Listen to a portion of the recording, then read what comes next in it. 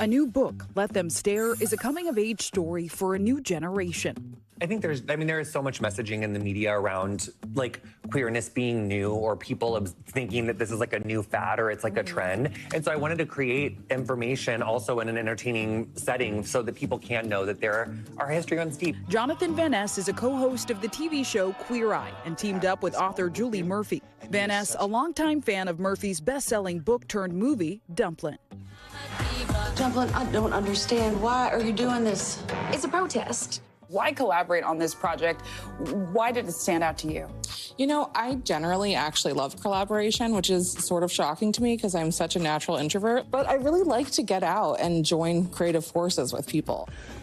The book follows a queer teen's journey of staying home in the Midwest despite big dreams of going to New York City.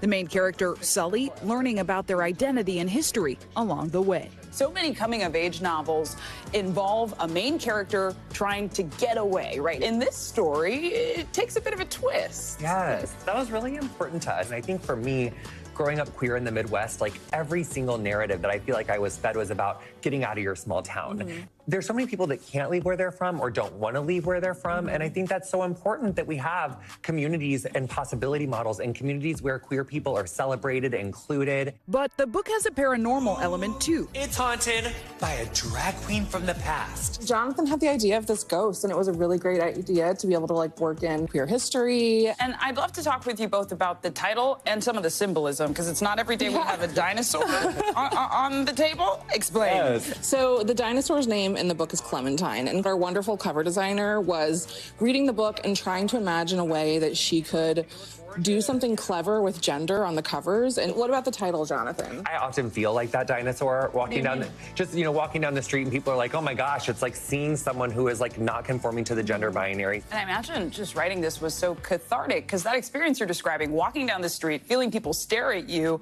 while maybe you've gotten used to it, that also doesn't feel easy. That's a universal feeling like you don't fit in. And Sully is such a gorgeous example in the book of rising above, finding themselves, and really creating space for themselves in a place that maybe wasn't ready to. And they turn out stronger for it, and the community does too. If you both could go back to when you were Sully's age, what would you say to yourselves? The adults in your life know just as much as you do in this moment, and they're just faking it.